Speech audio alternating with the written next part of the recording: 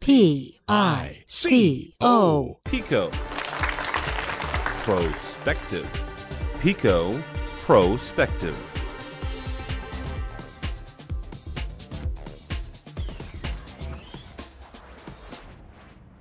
This is our latest podcast with PicoPros.com, and this is PICO PROSpectives, the show where we bring you all the latest news, product reviews, and ancillary technologies related to portable projection devices, and where we dig into some of the more innovative companies and some of the interesting people related in the space. As usual, I have my co-host Rich here to dig into these interesting topics. How you doing tonight, Rich? Doing pretty good. How are you doing? Good, good. We have a great show lined up for our readers here. Actually, we have a really exciting group of people here, and they're on the call as well. We have two folks from Iris HUD, so it's irishud.com. We have Dino and Dallas. How are you guys? Pretty good. How are you? Thank you for joining us tonight. I know we had a couple technical difficulties, but remarkably, this is actually one of the quicker times we've been able to get the show going, or closer to actual start time. So it's actually pretty amazing. So thank you for joining us tonight, and we'll get to you guys and your company in a few minutes. But first, the news, and if you guys want to jump in and make any comments, feel free. Rich, I know you're not feeling so well tonight, but you got a couple topics you want to dig into? Cold here. Very cold here in the Northeast. -2.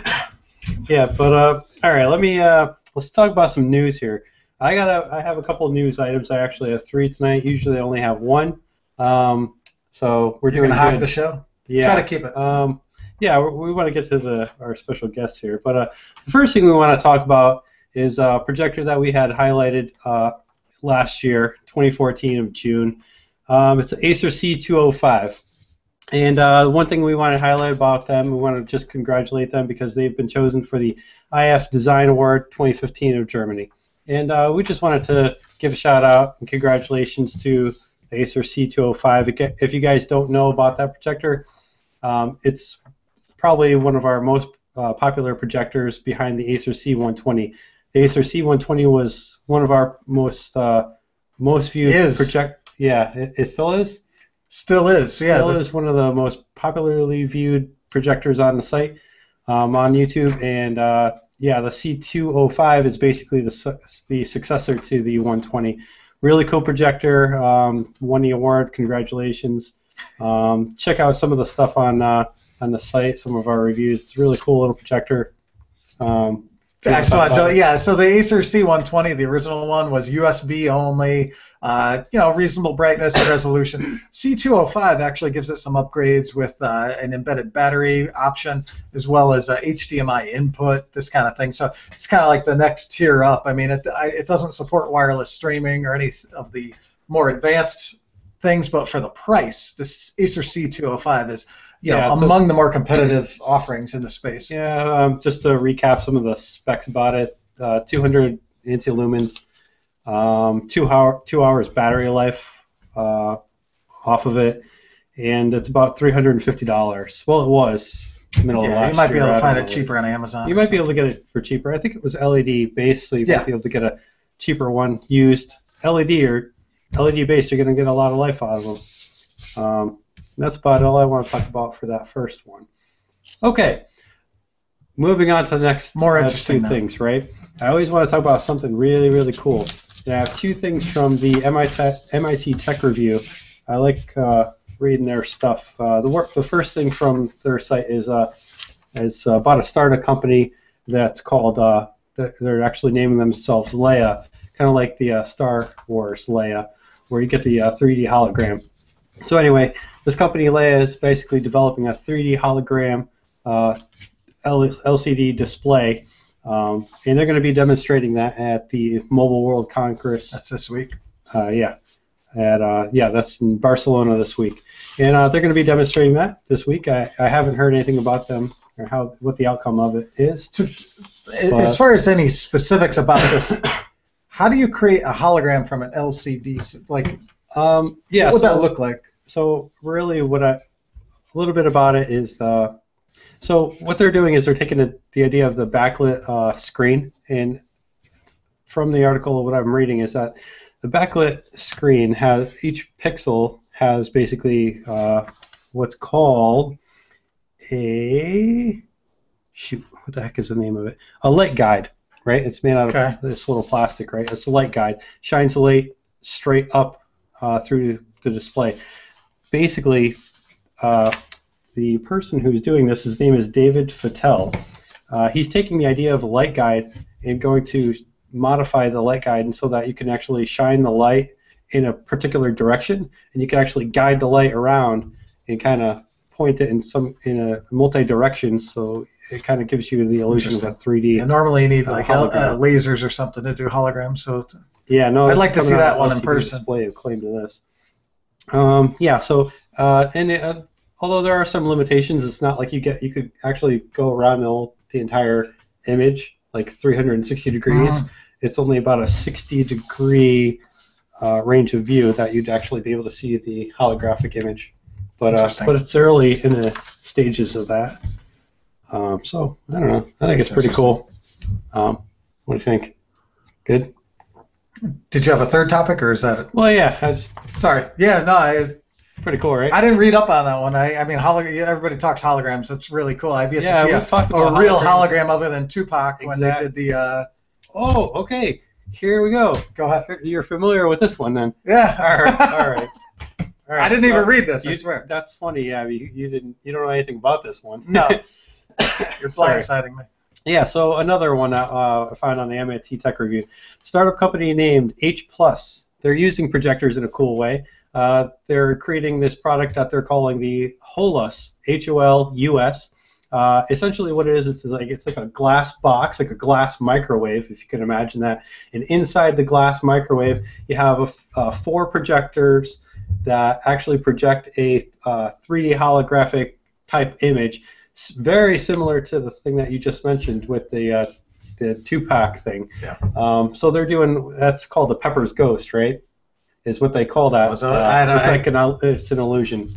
But anyway, gotcha. they're doing the same type of thing in like a box, and they're taking that and then moving that into connectivity with like smartphones and games. Really? So that you could have like in this box you can have like I don't know, like a Petville or whatever. So you have to have this box though. Yeah, it's a box that they're doing this thing in. Yeah, and inside the box you have projector, and there's pyramids. You're gonna buy a box. Inside. Yeah. Oh man, you gotta get some. Yeah, sorry. But yeah, it's really cool. I don't know if we have the images up. I think George is posting something. Yeah, it's no, that's not quite what we're talking about. Oh, that's HoloLens. I can talk about HoloLens. Oh, HoloLens, yeah. Okay. Microsoft HoloLens. But anyway, is off the cuff. So he's talking about HoloLens. Yeah, so check out that. It's a Canadian startup company. Let me just finish it up. Yeah, go ahead. Check it out. H+ Hololens. Holus. Maybe we can get them on the show. That'd be cool. That's really cool. I would like to see a demo. I want to get Microsoft on the show because the HoloLens that George has up right now, the HoloLens, I actually been following this for a while. There's actually a rich history of HoloLens. There have been a number of people that have joined the HoloLens team, Rich, over the last number of years, and they've kind of in stealth mode. So this HoloLens for Microsoft is a sort of they call it a hologram. It's not truly a hologram, but what it is a headset. It's like a augmented reality headset that you can actually see the real world. So it's truly augmenting it with whatever imagery. And the way that they've shown the demonstrations to this point, they acquired Minecraft some months ago, and they actually, one of the implementations of the HoloLens is actually being able to build Minecraft. I don't play Minecraft, but I saw the videos. Why not? I don't know. My kid wants to play Minecraft. Anyway, so you can actually as if Minecraft was right in front of you, and it looks three-dimensional, holographic, whatever you want to call it, right in front of you on your furniture, in your room, whatever, or different ways. It's truly, as far as I could tell, and again, I haven't used it, but it really appears to be one of the finest implementations of augmented reality because you can actually clearly see your environment, but at the same time, it's producing virtual 3D images that you can interact with gestures and all these things with Microsoft HoloLens. Excuse me.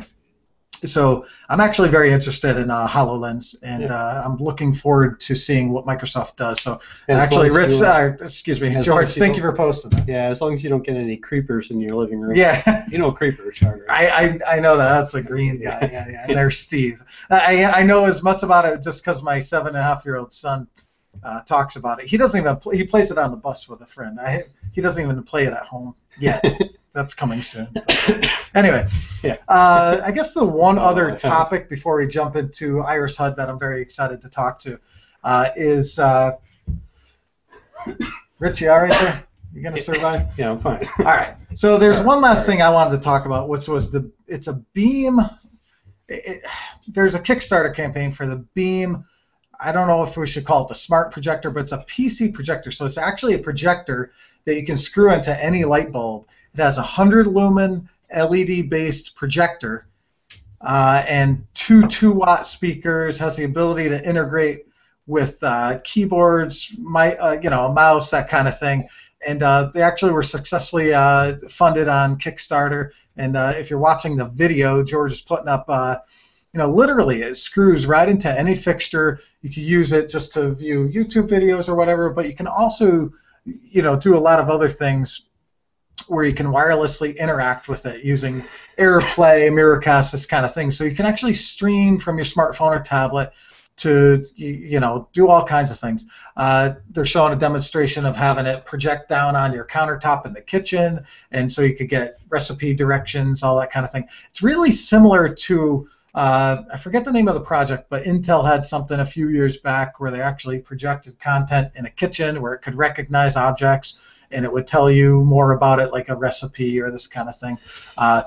So one of the things for the Beam here that they're showing is that it can wake you up in the morning, tell you the weather, tell you, the time, the forecast, play the news, all kinds of things.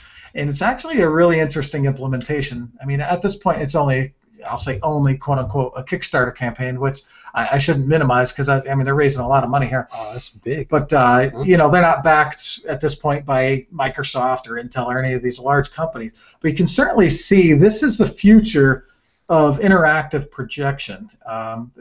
There's a group of guys. I forget where they're from, but it's a really interesting product. If you're able to check them out. If you want to, look into purchasing the product when it's available, it's really neat. This sort of like supports the whole thing, Internet of Things, where you simply screw in a light bulb, or not a light bulb, but the equivalent of a light bulb, and there you go. You have a smart projector with embedded PC functionality, wireless, on any lamp that you can use as a virtual PC. Yeah. So it's actually really neat. So much Internet of Things, but. I think it's Internet. This is absolutely Internet of Things. Yeah, you just plug it in, it connects your Wi-Fi, and bam, you have a PC anywhere. Yeah, I think it's more. But Internet of Things, I think it's more. I think it's like connecting it to. I don't know. You could connect this thing to anything. But I like it because it's. I could see those things. Basically, hanging around me. Yeah. Let's say I'm at a bar. Right. You can have multiple of them. Sure. The thing. In a light housing above me. Exactly. Use it for menu navigation to choose what you want to eat or whatever. Play games. Yeah, you don't have to fight for the games at the corner of the thing, or jukebox. You can control a jukebox or something. Absolutely. So I think all this technology is obviously coming. I think you've got to see who does the right implementation. I don't know. Is it the smart projector with the PC functionality, wireless connectivity? I don't know. But we're seeing more and more. I mean, PICO projection 7 years ago is nascent. Nobody knew anything about it. They were dumb products. Now we're really seeing, with this whole wireless connectivity, low energy Bluetooth, the ability to stream from any smart device, you're really starting to see this stuff take off. And I think in the next 2 years, you're really going to see some amazing implementations for portable projection or PICO projection. Like HUD displays. There we go. So now that. It's a pseudo-good transition into our guest. So Dino and Dallas, thank you once again for joining us for our latest PICO PROSpectives podcast. I really appreciate it, guys. Well, thanks for having me. It's definitely an honor to be here. Good. I'm glad you guys are doing what you're doing, because I think we've been following obviously the Pico projection space for about 8-9 years, maybe longer, and HUD head-up displays kind of are I don't want to say ancillary, but they're the Pico projection technology is feeding what you guys are doing, right? So as those Pico projectors get more efficient and more cost affordable, it's going to help people like yourselves out with doing some of the things that you guys are doing. I'll keep it generic at that. So with that, I guess Iris HUD is the name of the the name of the company, Iris HUD. Well, the company's actually called Iris, but the HUD is just the addition to make it sound exactly what we're doing, right? Right. Yeah. You want to be clear with your customer or potential customers. Sure. So, do you mind, between yourself and Dallas, do you want to give a background of, are you guys the co-founders? What's the history of the company? What are your roles at Iris? Yeah, I'll let Dallas take one on me right now. So go ahead, Dallas. Okay. Yeah. So it's Dino and I. We're both the co-founders of the company. And in terms of the roles, that sort of thing, the roles have actually kind of blended. Dino's background and his experience is manufacturing. He's been doing it for about 30 years. Uh-huh. He's got a couple family companies, and they do everything from very intricate plastic injection molding components to large steel castings for the mining industry. So there's some really diverse experience there. Wow. And then I do more of the sort of the product design. What's the customer experience going to be? Where do we want this product to go? What exactly are we trying to accomplish here? What's the big vision? So it's an interesting blend of two really close friends who happen to have these skills that complement each other really well. It's been fun. It's been a lot of fun. Yeah, we actually met at a SolidWorks course eons ago. Now it feels like eons ago, but a long time ago. Close friends ever since, and decided to put our heads together and come up with some really neat stuff. And we always kind of clicked when it came to new tech and where we see it going and its applications. And eventually, that's what brought us to Iris. That's fantastic. So it looks like George is pulling up some video demonstrating your technology here. Looks really cool. Looks like you can. So basically. I guess for everybody listening, maybe you want to give a background of what is Iris heads-up display technology. We have a video going right now. Yeah, Iris it's a heads-up display for your car. It's an aftermarket product, so this is for any existing car on the road right now, and it's powered by an app that runs on your smartphone. And by Bluetooth, it connects to this application, and it does everything from your navigation, your communication, but there's a lot of other geolocation stuff that's built in there as well. One of the things that we're highlighting, because safety was really important for us, was the fact that when you go through a school zone, for example, it's going to let you know that you need to watch your speed, that sort of thing. But it's a different heads-up display in that it's not a bulky unit that sits on your dashboard. It's a really slick unit that actually mounts on the roof. Display surface is about 12 inches by 3 inches, and it's a transparent screen, so that you're not obstructing your view of license plates or anything like that. But your visual backdrop for the information is actually the sky above you. So it's we went through a lot of prototypes, a lot of different designs, and we figured that this was the safest. It made the most sense, and it really was optimal for driving when you need to be able to see what's happening on the road. You don't have something that's obstructing that. Yeah, one of the things that we're seeing lately is a lot of like concerns about texting and driving, or like when you have the DVD player in the car, you're not. I think sometimes the car turns the DVD player off when you're driving. Right. Yeah. I guess, do you guys see any concerns going forward with those kind of things, like somebody's putting a law that into place that says, hey, you can't have these heads-up displays, they're distracting? I mean, the auto industry has kind of shown that, in fact, this stuff is fine. There's been no issues. There's a lot of vehicles right now that are manufactured that have heads-up display systems, and actually a lot more entertainment features built into the front panel in front of the driver. Yeah. And we're not aware of any regulation that's stopping that. That said, we have been proactive to make sure that what we do display isn't distracting, but it really augments the driver's ability to, rather than looking down at your dashboard to get information, there's a lot of information that's out there that says if you can use a heads-up display, it actually makes you a lot safer. Yeah. And a good sort of parallel story would be fighter pilots, for example. Right. They're in incredibly dangerous situations, but they need access to a lot of information, and there's a reason that they went with the heads-up display. Yeah. It's going to keep them alive, and that's what we've done. Yeah, definitely good Statistically point. speaking, it's a lot slower to look down at your cell phone and look back up. Right. Yeah. The information right in front of you. So I think we're doing a good job in trying to make driving a little bit safer rather than holding your clunky phone in front of you like a lot of people are doing these days. But hey, who isn't? So that said, what kinds of obviously navigation's probably the main one, or some of the your speed and that. What kinds of information do you plan or will you be displaying on the head-up display? Navigation primary, I'm sure, but other than navigation, what kinds of information would you be displaying in front of the driver? Yeah.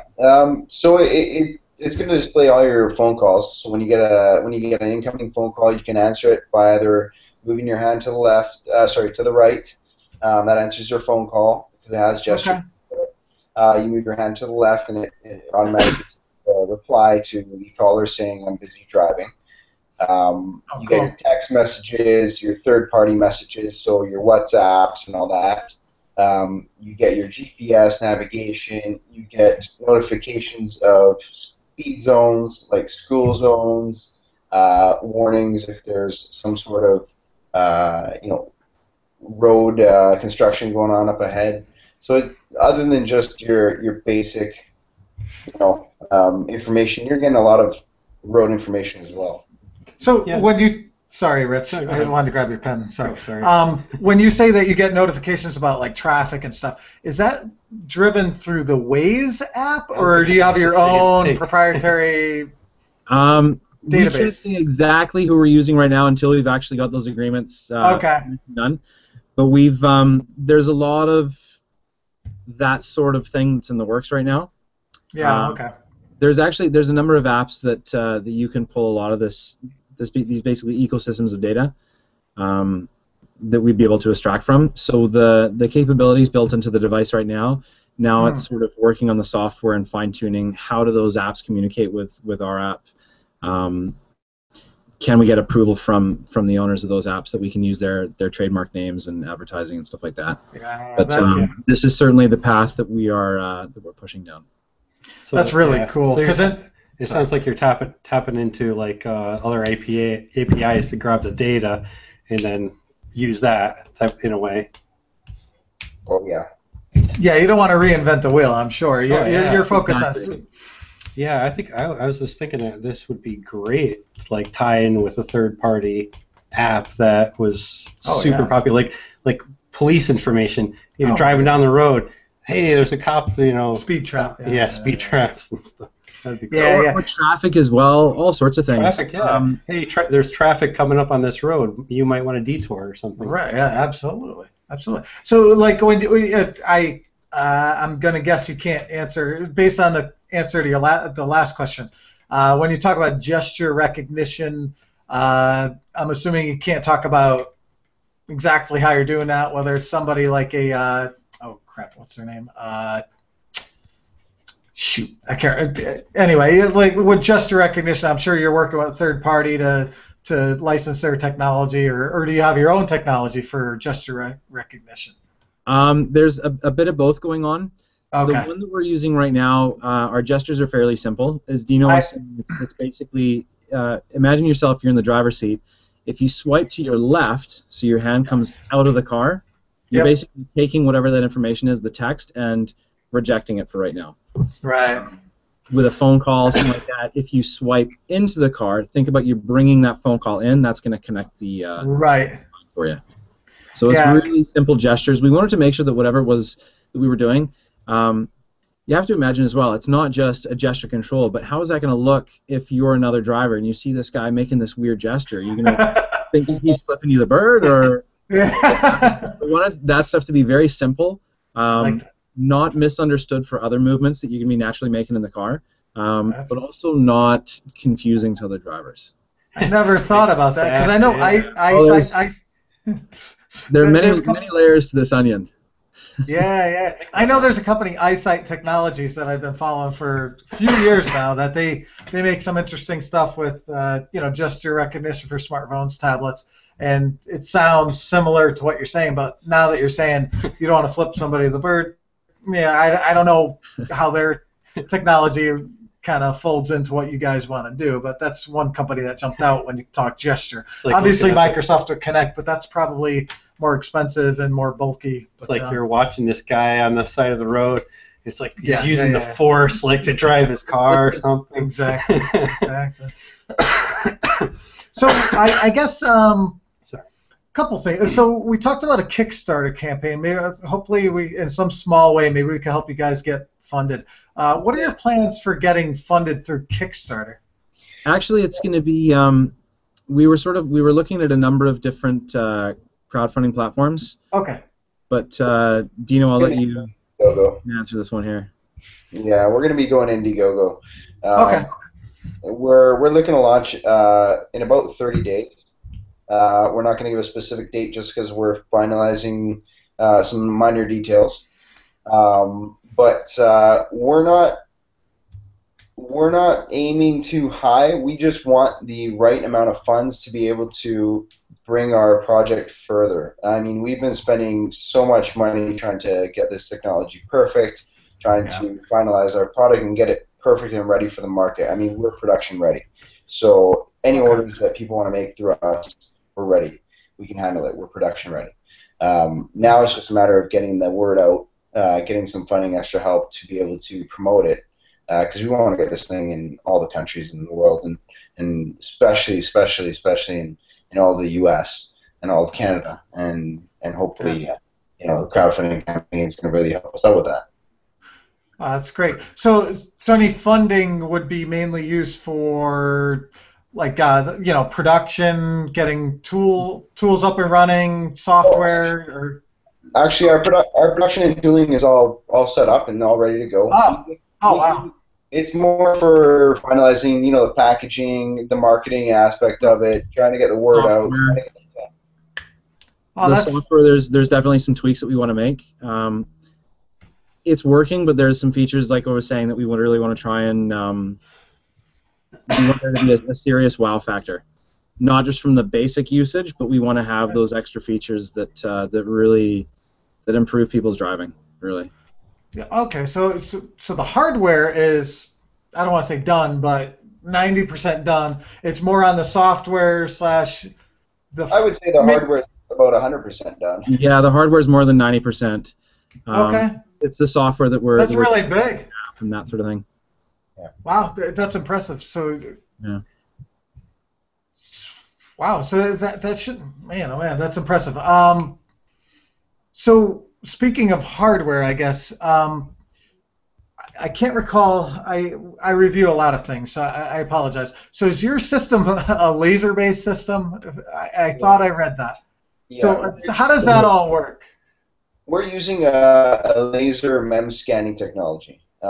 We cannot say who we're working with, of course, but let's put it this way: it's the most advanced laser scanning technology you can get out there, and it works very, very crisply.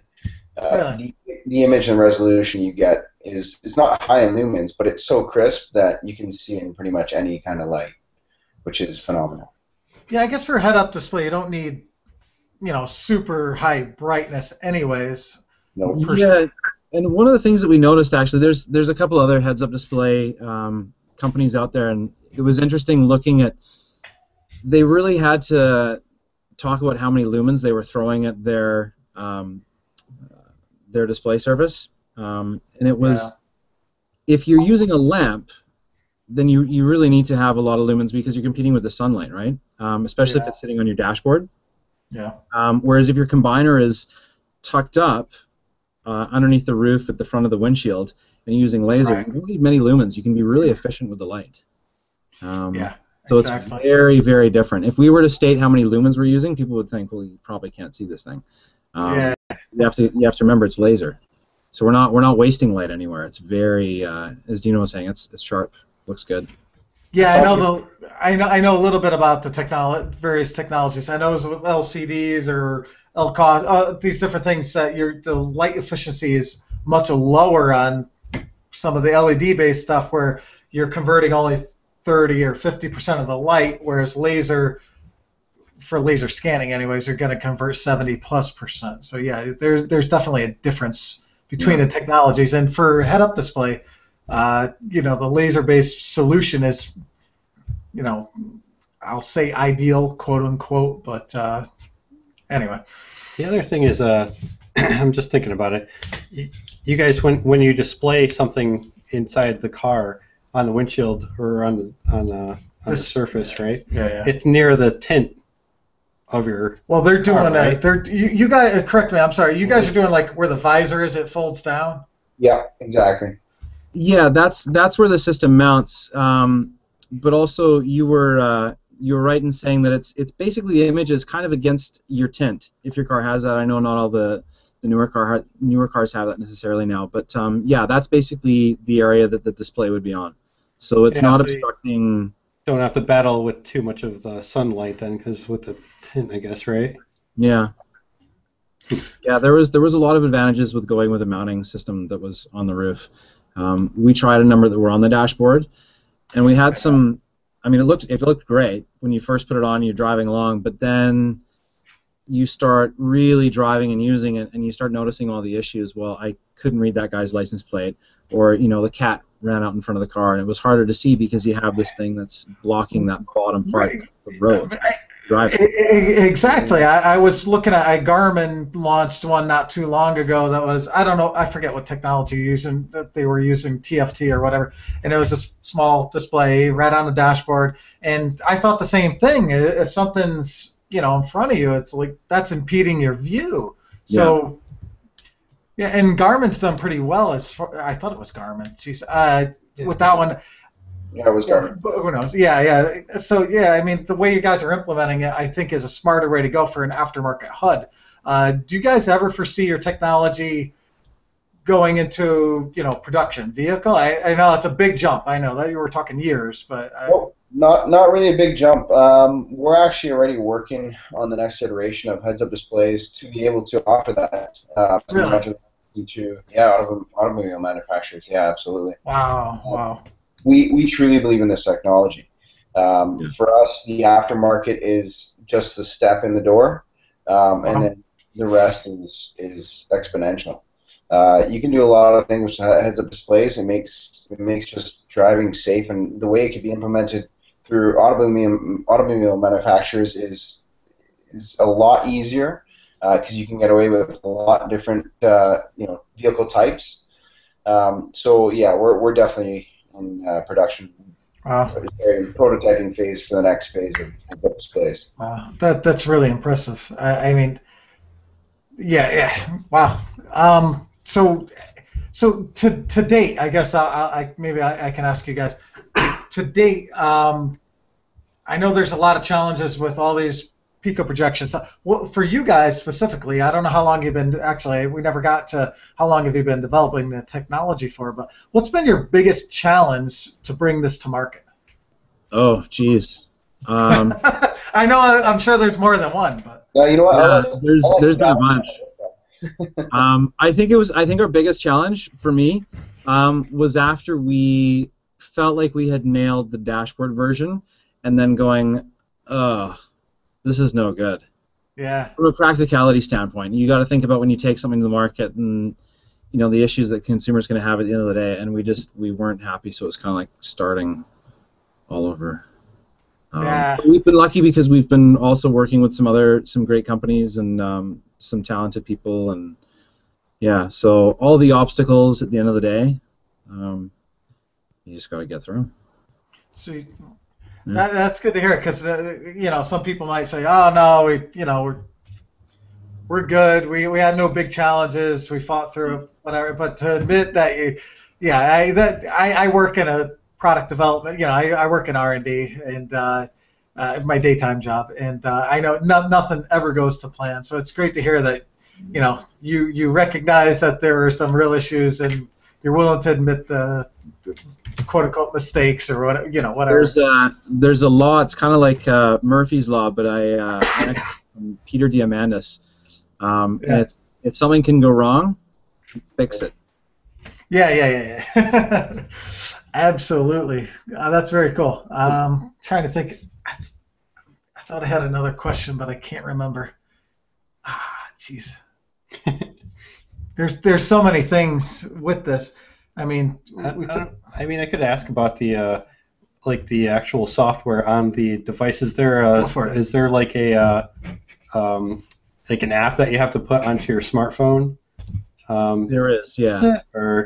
So it grabs the GPS data from it. I'm not sure if, you know, if I should ask it or not, but like what kind of data it is actually, like what kind of sensors in that are on the actual heads-up display, and what is it, like, I guess how much of it is reliant on a smartphone? I don't know how to ask it, I guess.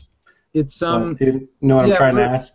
We're really leveraging the fact that the processors in your smartphone, the sensors, the GPS specifically, the data that you're able to pull, that's a huge resource for a heads-up display. So we haven't built a lot of that stuff into the actual unit itself. Bluetooth, it's got its own display engine, but we've gone minimal in terms of what sensors it has built in, other than the Bluetooth for communication.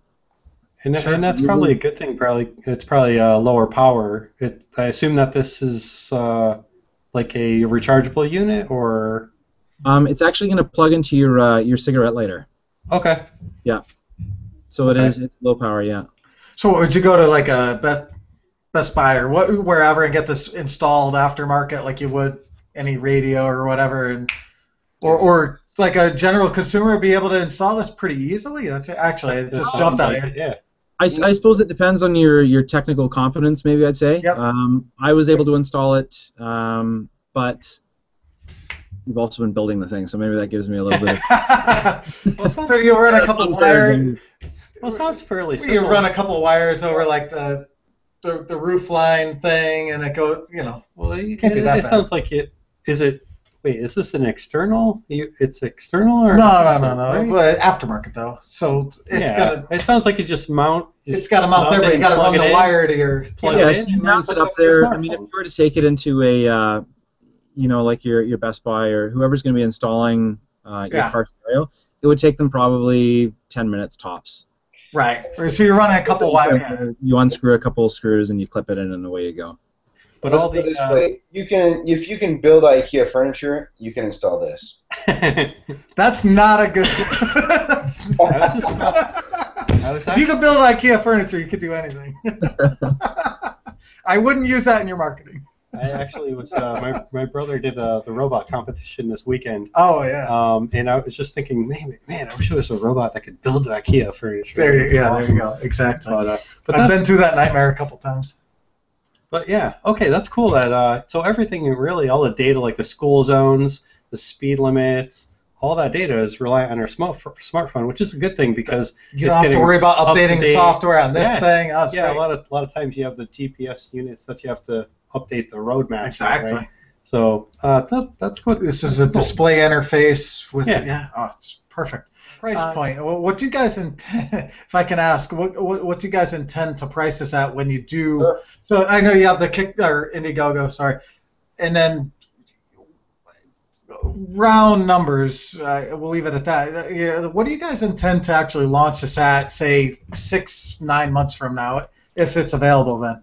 So we're doing a pre-order for $399, and retail price is going to be $499. So it's definitely. An inexpensive unit. It fits in pretty much everybody's budget if everybody's buying a smartphone these days. So, yeah. Absolutely, that's actually really impressive. So, what's that?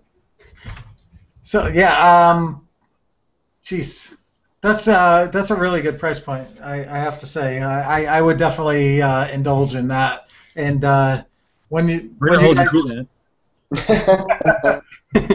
When you guys get to the point, we would love to, either have a demo unit or something. We'd love to work with you guys to do a review. That'd be awesome. Absolutely. We'll see what we can work out. Yeah, sure, that's doable. I know we're, not as high on the totem pole as Engadget and Gizmodo, but we'd love to be a part of that. That'd be great. Yeah, we'll That'd be awesome. Calls, go down to Best Buy. Yeah, no, I can. So anyway, before we wrap here, we're getting a little long in the tooth, I suppose. We usually keep these shows 30, 45 minutes. Before we wrap up, do you guys have anything, you want to talk about the company, the product, anything for the viewers to know about the product or your company? I think the most important thing is just give us your support when we go live on Indiegogo. We've put a lot into making a product that we feel very strongly about. We're pretty critical guys, so the fact that we're happy with it, I think, says a lot. That's good. Yeah. That's good. I would love, once it goes live, we'll be supporting you on our website, on, YouTube will, or whatever, Twitter, Facebook, all that. We'll certainly be supporting you guys because, Rich and I for the last 7, 8, 9 years been really passionate about PICO projection, and now head-up displays are sort of a shoot-off of that. But it's all about bringing advanced technology, advanced display technologies to our readers, and I don't know. There's a lot of interest out there, so yeah, we'll certainly support you guys. I'm glad you guys came on the show. Yeah, thank you. Really appreciate being on here. So I guess we'll wrap it up here. Guys, Dino, Dallas, is there a good spot where the readers, viewers can follow you on Twitter, Facebook, your website? Advertise yourselves, if you will. Yeah, everything is at www.irishud.com. Yeah. All right, so visit these guys at irishud.com. And for us, again, this is Paul and Rich with PicoPros.com. We're on Facebook, facebook.com/PicoPros, twitter.com/PicoPros, youtube.com/PicoPros, Google+, PicoPros. So again, this has been another episode of PICO PROSpectives, where we look into all the advanced display technologies, including portable and PICO projection and HUD systems. Really cool guys here at Iris HUD. I really thank you guys for coming on the show tonight. I appreciate it. It's been a fun show. Hopefully once your product launches, we can have you guys back on. We talk about, not sales per se, but how people are, adopting the technology, what kinds of things people are, the feedback from it. That I would really enjoy that. Yeah, that'd be cool. So, awesome. Thanks again, thank you very much for joining us. Glad to be back. It would be great. I look forward to it. Again, this is Paul and Rich with PicoPros.com. Everyone out there, have a good night. Send us your questions, via Twitter, Facebook, whatever it is. We'll be glad to answer them. Yeah, and check these guys out. Yeah, check out irishud.com. Have a good night, everybody. Thank you again from PICO PROSpectives. The network for the AV industry.